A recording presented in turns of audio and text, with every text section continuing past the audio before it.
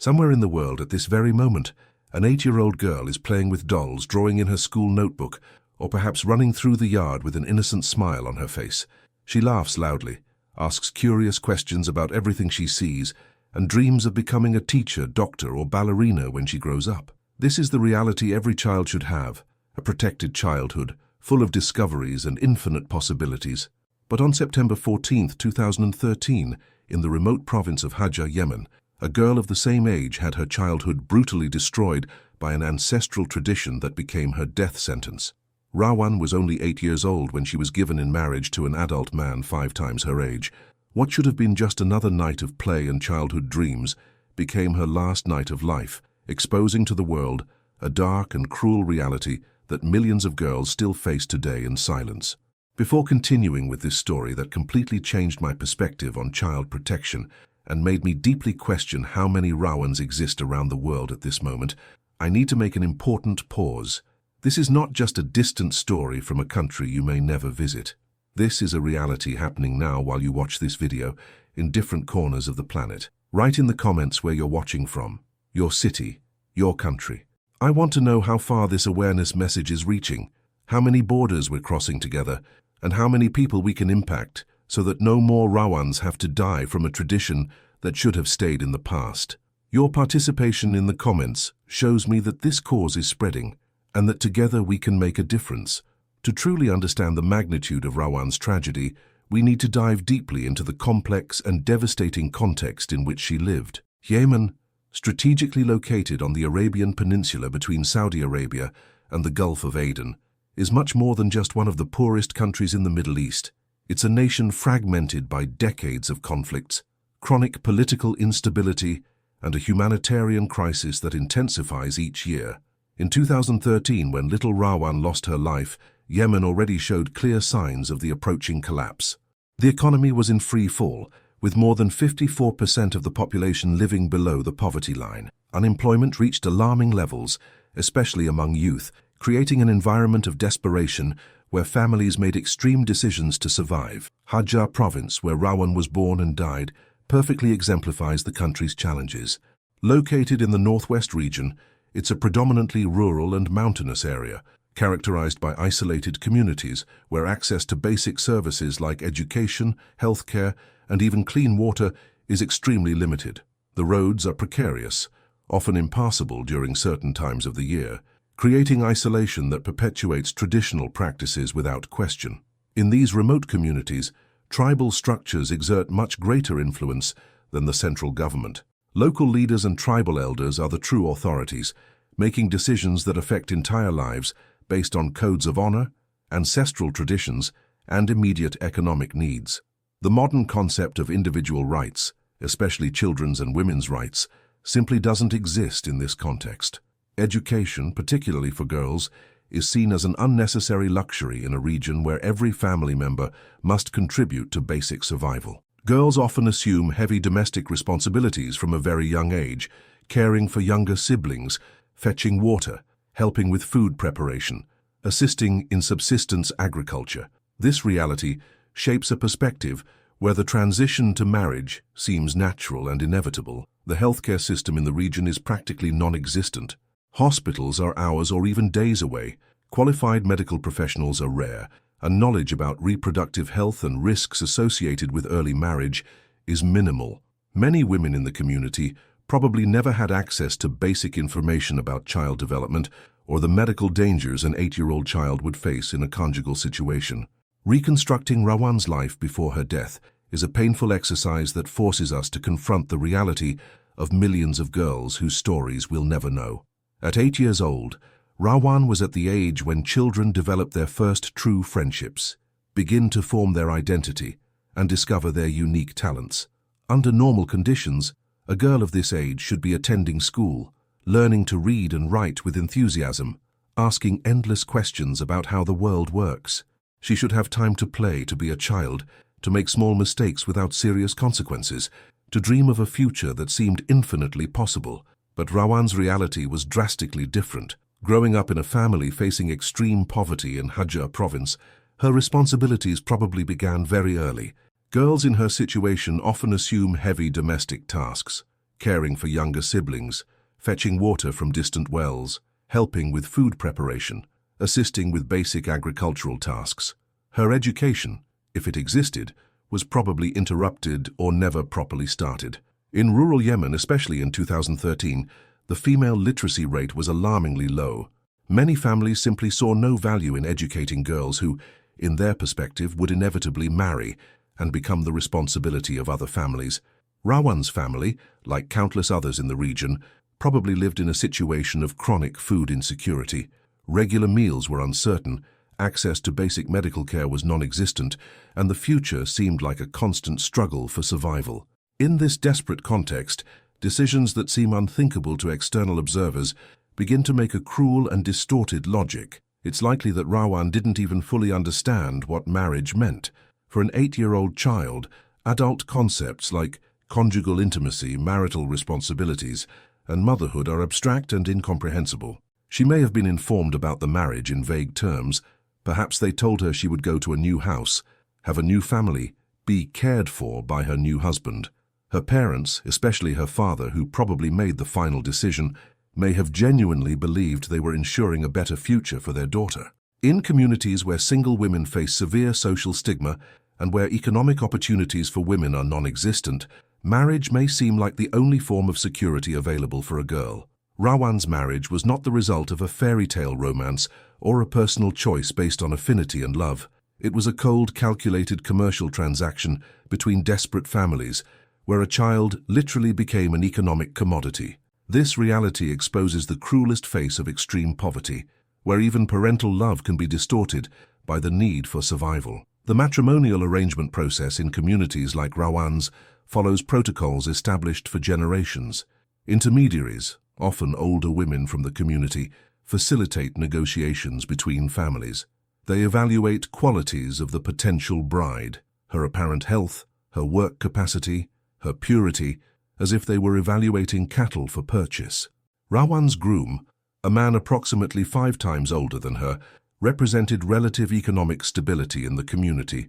His adult age meant he was already economically established, owned property or means of subsistence, and had the ability to pay a significant dowry for the bride. For Rawan's family, this agreement represented immediate financial relief and one less mouth to feed. The financial negotiations probably included detailed discussions about the dowry value, property arrangements, expectations about future children, and expanded family responsibilities.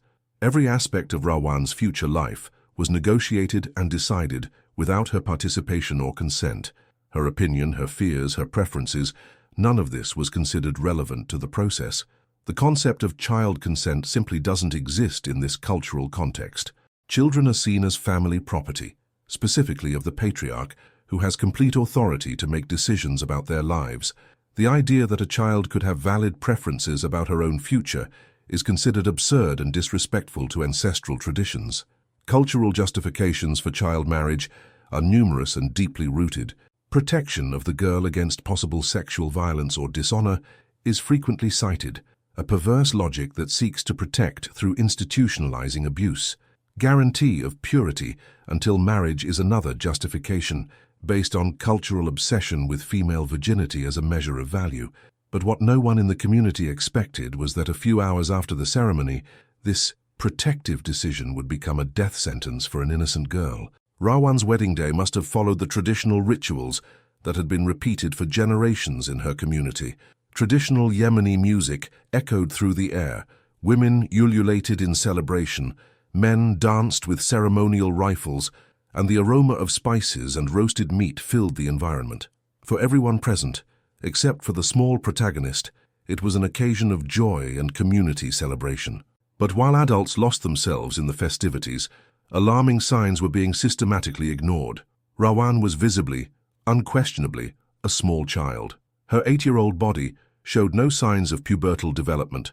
Her hips were narrow like a child's, her torso was small and fragile, her stature was clearly infantile. Any honest observer could see she was years away from the physical maturity necessary for marriage. During the pre-wedding rituals, which often include preparation of the bride by older women, signs of Rawan's extreme anxiety were probably evident. 8-year-old children cannot effectively hide the fear or confusion they feel. Their facial expressions, body language, perhaps even tears or protests, must have clearly communicated her discomfort.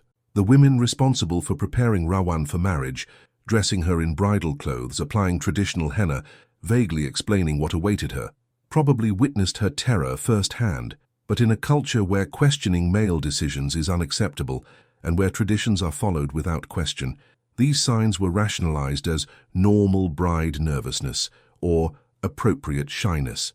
Basic medical knowledge about child development was practically non-existent in the community. Many of the women present probably married young too, perhaps not as extremely young as Rawan, but still without real understanding of the medical risks involved. Generalized medical ignorance created a situation where obvious dangers were invisible to those who should have protected the child. During the ceremony itself, Rawan probably exhibited behaviors that anyone trained in child development would recognize as signs of imminent trauma. Children under extreme stress often become very quiet and submissive, or alternatively may become agitated and tearful. Both reactions are natural defense mechanisms when a child faces situations that are completely beyond their understanding or capacity to control. The groom, a full adult man, was presumably aware of traditional conjugal expectations. In cultures where marriage is seen as property transfer from the bride's family to the groom, expectations about immediate consummation are often non-negotiable. The idea that he should wait until his wife physically matured was probably never considered. And then came the night that would transform a celebration into tragedy. What happened on Rawan's wedding night represents one of the most brutal and incontestable demonstrations of why child marriage is not merely a cultural or traditional issue, but a medical and human rights problem of extreme gravity. When the marriage was consummated, Rawan's small, fragile, and completely immature body simply could not withstand the devastating physical trauma that followed. To understand the magnitude of what happened, it's crucial to understand the basic anatomy of an 8-year-old girl compared to that of an adult woman. Rawan's reproductive system was in its earliest stages of development. Her uterus was approximately the size of a small walnut. Her ovaries were tiny and inactive. Her vagina was as narrow as a pencil. Her entire reproductive apparatus was years away from the maturity necessary for any type of sexual activity. The uterine rupture that Rawan suffered is a catastrophic medical injury, even for adult women with fully developed reproductive systems. In modern hospitals, with specialized surgical teams and intensive care available, uterine rupture still represents a medical emergency with significant risk of death. For an 8-year-old child in a rural area without adequate medical resources, it was essentially a death sentence. When uterine tissue ruptures, the result is massive and uncontrollable internal hemorrhaging. Blood spreads throughout the abdominal cavity. Blood pressure plummets rapidly, and without immediate surgical intervention, death from hemorrhagic shock is inevitable. Rawan's small body, with a total blood volume much smaller than an adult's, couldn't afford to lose any significant amount of blood. The pain Rawan experienced during and after the rupture is literally indescribable. Children of this age don't possess emotional or physical vocabulary to articulate what's happening to their bodies when facing such extreme trauma. She probably felt absolute terror, complete confusion about why she was feeling so much pain, and a growing sense that something was terribly wrong, but without the ability to effectively communicate what was happening. Beyond the primary uterine rupture, Rawan probably suffered multiple other internal injuries.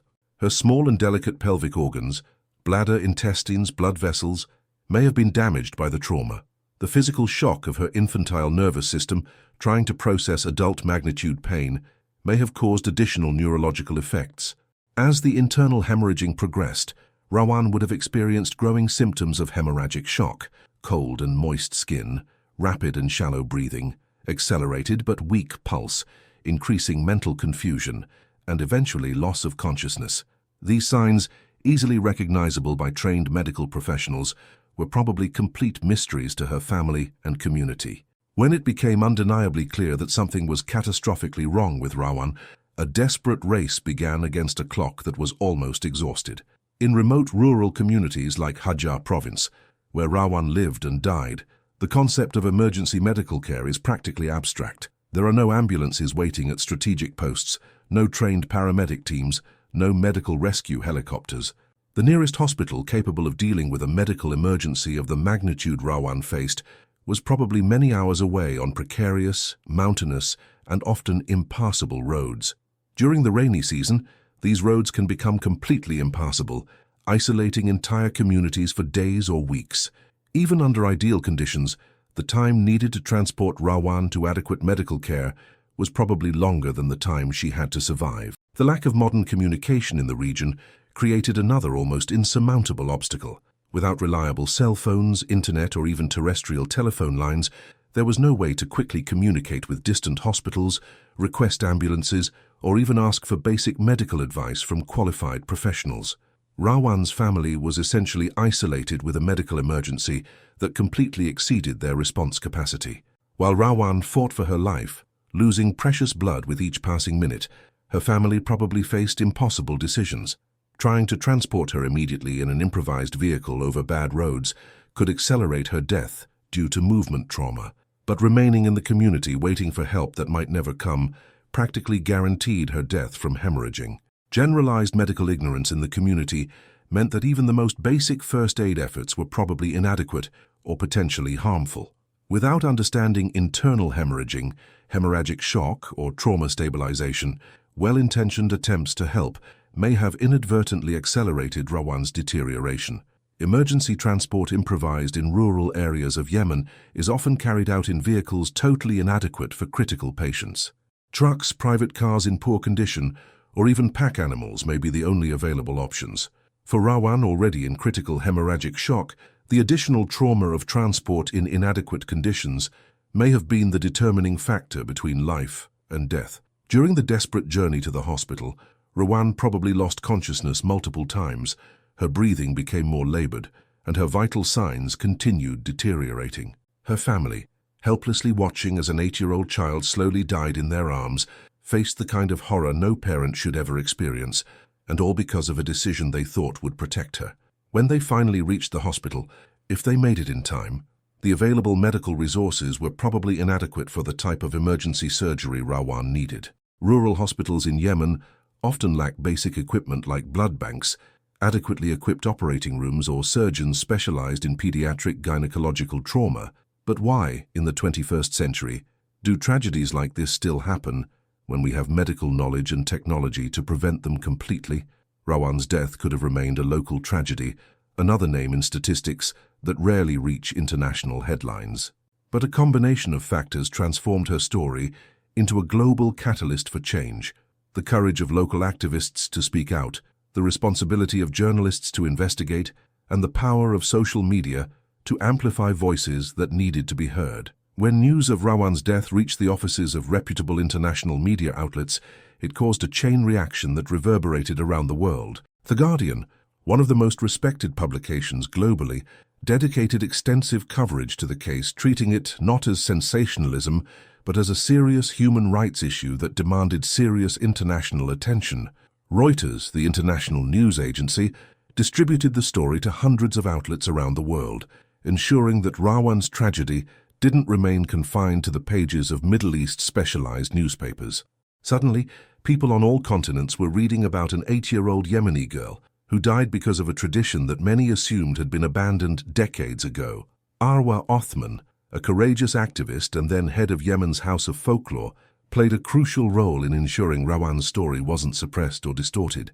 In a society where questioning traditions can result in social ostracism or even physical danger, her willingness to speak publicly about the case details demonstrated extraordinary courage and genuine commitment to protecting other children. International coverage created unprecedented political pressure on Yemeni authorities. A government already facing multiple internal crises suddenly found itself at the center of intense global scrutiny about its marriage laws and child protection. Diplomats from donor countries, international human rights organizations, and global activists began asking difficult questions about why such tragedies were allowed. Although local leaders in Hajj province initially tried to deny the facts or minimize the case's severity, international attention made it impossible to simply ignore or suppress the incident. Global pressure forced an official investigation, even if reluctant. demonstrating how international awareness can create accountability in situations where local systems fail. Rawan's case quickly became one of the most cited examples in international organizations' reports on child marriage. UNICEF, Human Rights Watch, Save the Children, and dozens of other NGOs incorporated her story into educational campaigns, annual reports, and advocacy materials, transforming an individual tragedy into a powerful symbol of a global cause. Social media exponentially amplified the reach of Rawan's story. Hashtags related to her case began trending on platforms around the world, with millions of people sharing her story, expressing outrage, and demanding action. This digital mobilization demonstrated how local tragedies can instantly become global causes in the digital communication era. Rawan's death exposed a disturbing global reality that extends far beyond Yemen's remote mountains. Child marriage remains a widespread practice, affecting millions of girls on all continents. According to UNICEF's latest data, approximately 12 million girls are forced into marriage before age 18 annually. This means every 3 seconds, somewhere in the world, a girl has her childhood brutally interrupted. But these cold statistics don't capture the geographical, cultural, and economic complexity of the problem. Child marriage is not exclusive to developing countries, certain religions, or specific cultures. It persists in all regions of the world, manifesting in different but equally harmful ways. In the United States, for example, between 2000 and 2018, approximately 300,000 children married legally, mostly girls married to adult men. Poverty consistently emerges as the most significant risk factor. Families facing extreme economic insecurity often see marriage of minor daughters as a survival strategy. It reduces household expenses, can generate income through dowries, and transfers financial responsibility to other families. This brutal economic reality transforms children into commodities in informal matrimonial markets. Limited education, especially for girls, perpetuates cycles of child marriage through generations.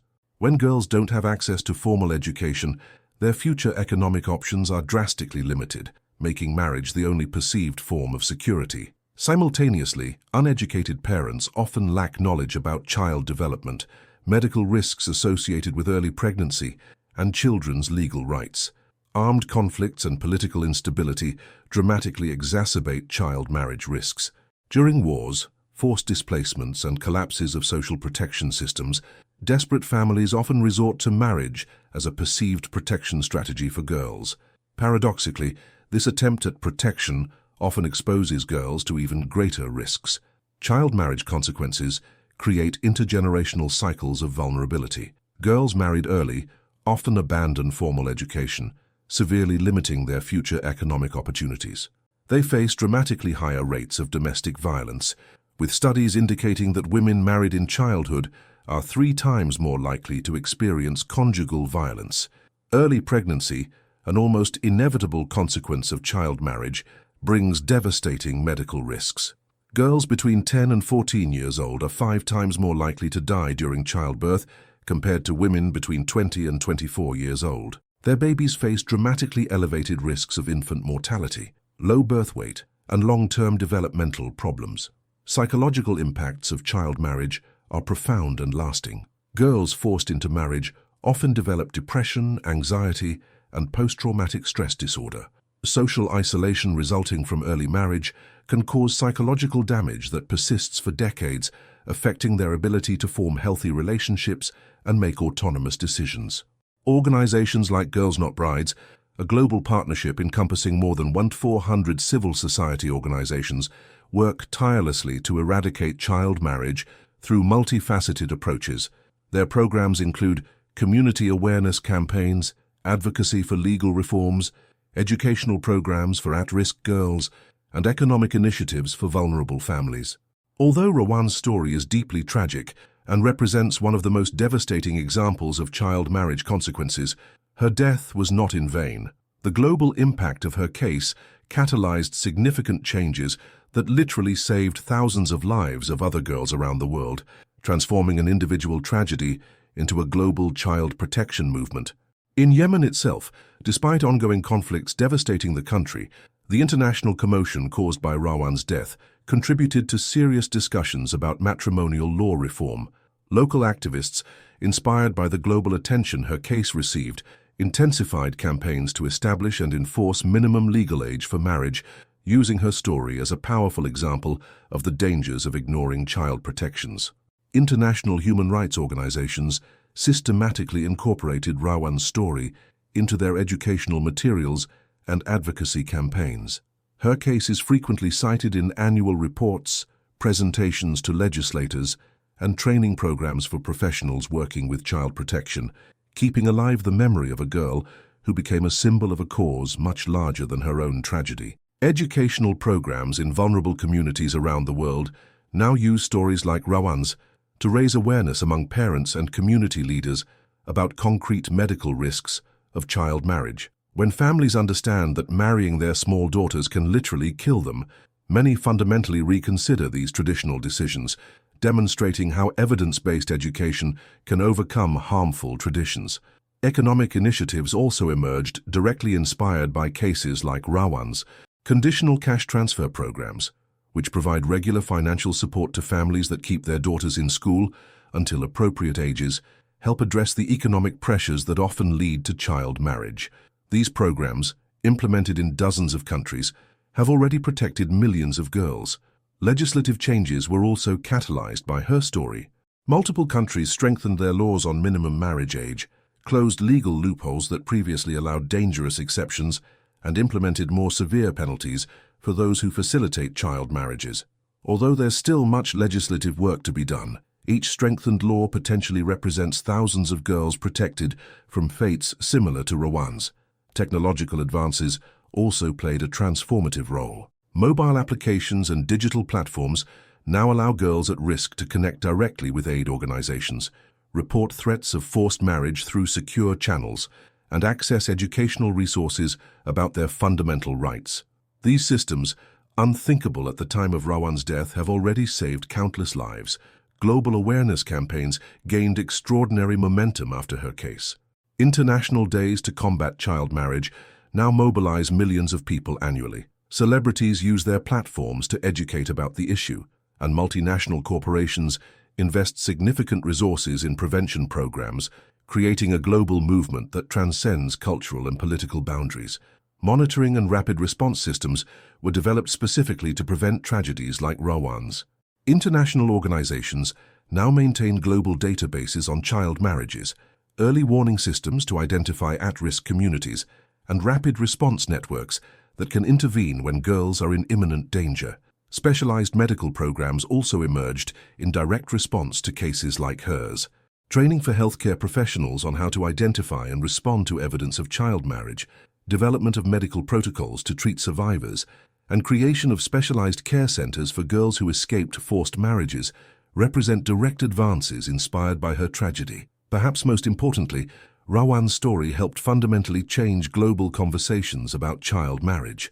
What was previously often dismissed as a cultural issue that outsiders shouldn't judge is now universally recognized as a serious human rights violation requiring urgent international intervention. Rawan's story confronts us with a simultaneously painful and powerful truth. In the 21st century, we still live in a world where children are treated as property, where traditions can be more valued than precious human lives, and where child vulnerability continues to be exploited in the name of family economic needs or obsolete cultural norms. But her story also demonstrates the absolutely transformative power of mobilized collective consciousness. When the world genuinely becomes outraged, when diverse voices unite in coordinated protest, when individual stories touch global hearts and inspire concrete action, real and measurable changes can happen quickly. Every time we share Rawan's story with our network of contacts, we honor her memory in a tangible way and potentially save another girl from a similar fate. Every uncomfortable but necessary conversation about child marriage we initiate in our social circles, every educational post we share on our social networks, every donation we make to specialized organizations working directly with this cause, all of this cumulatively contributes to a world where no 8-year-old girl needs to die on a wedding night. Rawan couldn't be saved by the systems that existed in 2013, but her story continues to save other girls daily. She became an incredibly powerful posthumous voice for fundamental children's rights, a permanent and urgent reminder that every girl deserves to live her childhood fully, dream freely about her future, grow up in absolute safety and unquestionable dignity. Rawan's lasting legacy represents a direct call to action for each of us. We cannot allow her death to be forgotten in statistics or for other girls to face similar fates due to our collective inaction. Each of us possesses real power to make a measurable difference, whether through active awareness, political advocacy, financial support to relevant organizations, or simply refusing to accept that tradition can justify child suffering. Her story teaches us that global changes often begin with individual actions. When one person shares, another becomes aware. When someone becomes aware, they can educate others. When communities educate themselves, they can pressure for legislative changes. When laws change, lives are saved. This is the multiplying power of individual action transformed into collective movement. At this moment, while you process this devastating but important story, millions of girls around the world are in vulnerable situations similar to what Rawan faced. Some may be being prepared for forced marriages this week. Others may be being negotiated by their families at this exact moment. The time to act is not tomorrow or next week. It's now. If this story touched your heart, as it deeply touched mine, I earnestly ask that you become an active part of the solution. Share this content in your WhatsApp groups. Post on all your social networks. Initiate difficult but necessary conversations with friends and family about this global reality. Your share can literally be the difference between a child living her childhood fully or having it brutally and unnecessarily interrupted. Let's ensure that Rawan's memory continues to be a transformative force for good in the world. Let's collectively guarantee that her short but significant life has lasting and measurable impact. Let's work together, in a coordinated and persistent way, for a world where no girl needs to die from being forced to grow up too fast.